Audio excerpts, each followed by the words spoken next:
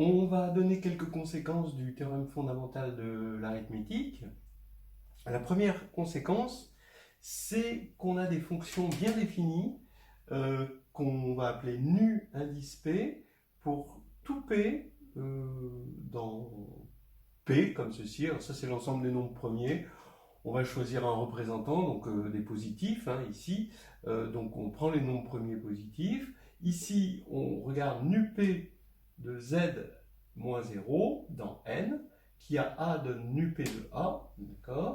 Et c'est quoi nu P de a? Eh bien, c'est la puissance de P dans a. Puisqu'il y a unicité de la décomposition, d'accord, a se décompose en premier, eh bien, soit P est dans la décomposition, et dans ce cas-là, il y a un exposant qui est bien défini, strictement positif, qui est complètement déterminé par le théorème fondamental, puisqu'il y a unicité de cette décomposition, donc il y a unicité de cette puissance. Hein, on compte le nombre de fois qu'il y a P dans la décomposition. Et si P ne divise pas A, c'est que nu P forcément est égal à 0. Alors donc on appelle ça les p-évaluations, ces fonctions, ce sont les p-évaluations. Donc par exemple, je vais dire, tiens, la p-évaluation, la 5-valuation de 60, c'est 1. D'accord? Donc voilà, hein, la 2-valuation de 60, bah, ça va être 2, parce que 60, hein, c'est 2 puissance 2, je ne me trompe pas, fois 3, fois 5. D'accord? Donc là, la 2 valuation de 60, c'est 2. La 3 valuation de 60, c'est 1.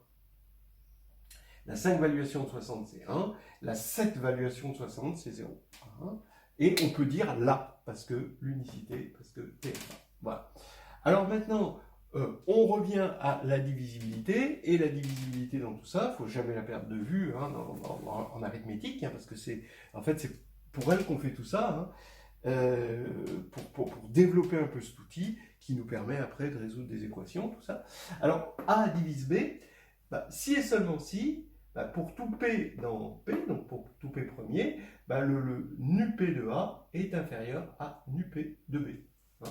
Alors, ben oui, si nu P de A est inférieur à nu P de B, ben pour tout P, ben ça veut dire que quand on va diviser B par A, on va tomber sur un produit de premier avec des exposants positifs, puisque quand on va diviser, les exposants vont se soustraire.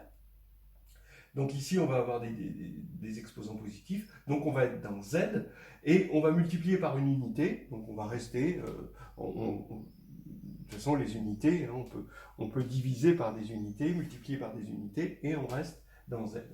Donc on reste dans Z, et ça veut dire que B sur A est dans Z, donc A divise B.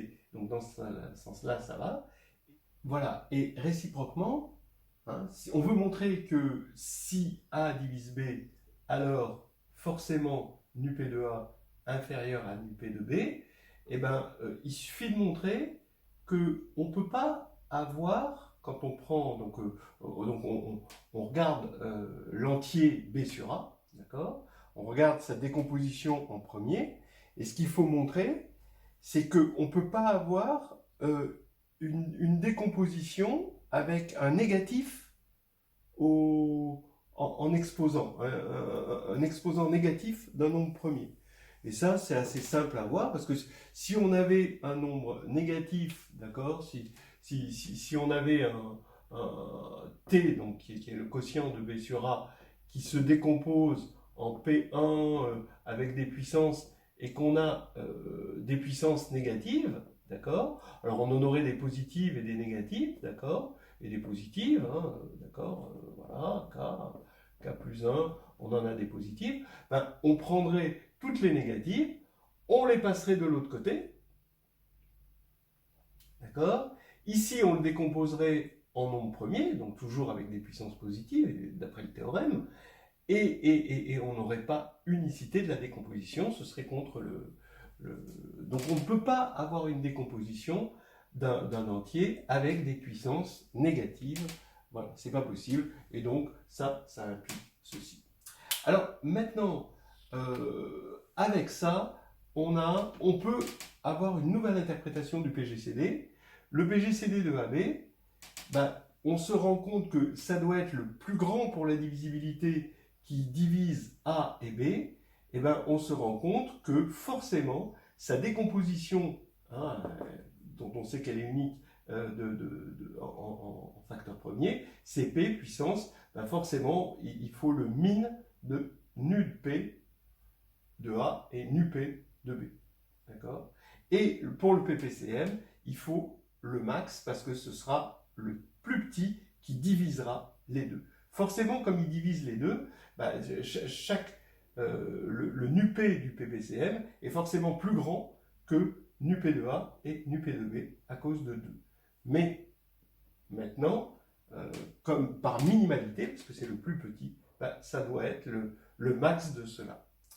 Voilà. Alors maintenant, avec ces deux formules, bah, quand on va multiplier les deux, on va ici ajouter les exposants, et on a le min et le max. Quand on ajoute le min et le max de deux éléments, ben on a tout simplement la somme des deux éléments. Et ce qui va faire que, hein, d'accord, parce qu'il y en a un qui sera le min, imaginons que ce soit nu P de A, donc forcément le max ce sera nu P de B, et quand on va ajouter les deux, ce sera nu P de A plus nu P de B, et quand on va utiliser la propriété de l'exposant, hein, que l'exposant de la somme, c'est le produit des exposants, et bien ici, on va avoir A fois B. D'accord? Donc ça, cette formule, elle est claire. Je veux faire un petit résumé de ce qu'on a fait depuis le début. On est parti de Z, et ce qu'on a trouvé, c'est une division euclidienne. En gros, bon, je vous passe les détails, mais en gros, Z est euclidien. D'accord? En tant qu'anneau, il est euclidien. On a donc démontré qu'il était principal, c'est-à-dire que tous ces idéaux sont de la forme NZ avec pour un N dans Z. Ça, c'est important. De la principalité, on en a déduit Bezout, une identité de Bezout. Ça, c'est important aussi parce qu'on a pris des idéaux, on a ajouté les idéaux, et en ajoutant les idéaux, ça nous donne, par principalité, un élément unique. Alors, Bezout. Maintenant, à partir de la principalité, on a aussi trouvé le PGCD et le PPCM. Alors, le PGCD et le PPCM, et l'identité de Bezout, c'est pas pareil, hein, d'accord? Donc, le PGCD, c'est bon, bah, ça venait de la somme des idéaux, et le PPCM de l'intersection des idéaux. Et le PGCD aussi était lié ici à Bezout. Donc là, c'est une petite liaison, mais il faut faire attention. On a montré le TFA, donc le théorème fondamental de l'arithmétique, cette unicité en facteur irréductible, de la décomposition en facteur irréductible, et ben, c'est-à-dire qu'on a démontré que Z était ce qu'on appelle factoriel. D'accord? Et on a vu une deuxième interprétation du PGCD et du PPCM qui ne dépend que du fait que Z est factoriel. C'est-à-dire on a une définition, mais si Z n'avait pas été principal, avec factoriel, ça aurait marché. Donc, en fait, ce que je veux dire par là, c'est que pour un anneau intègre, regardez bien ce schéma. Si vous montrez qu'il est euclidien, que vous avez une division euclidienne, alors ça demande aussi des précisions, alors vous avez directement qu'il est principal. C'est un schéma qu'on va retrouver en général, en particulier pour K de X, hein, pour l'anneau des polynômes, principal. À partir du moment où il est principal, on va avoir une notion de PGCD et de PPCM, et on aura une relation de Bezout. D'accord? Mais si vous avez un anneau et qu'il est uniquement factoriel, c'est-à-dire unicité de la décomposition en irréductible, alors vous avez quand même un PGCD et un PPCM grâce à ces formules-là. Mais vous n'aurez pas Bezout, parce que Bezout demande principal. Voilà un schéma qu'il faut bien avoir en tête, sachant que dans la théorie des anneaux, il y a un contre-exemple à toutes les réciproques. Vous avez des anneaux qui sont principaux sans être euclidiens, qui sont bezoutiens sans être principaux, qui ont un PGCD et PPCM sans être principaux, bon, tout ça possède un contre-exemple à la réciproque. Voilà, je crois qu'on a fait quelque chose d'assez copieux, et puis là maintenant, comme tout ce qu'on avale qui est copieux, faut digérer.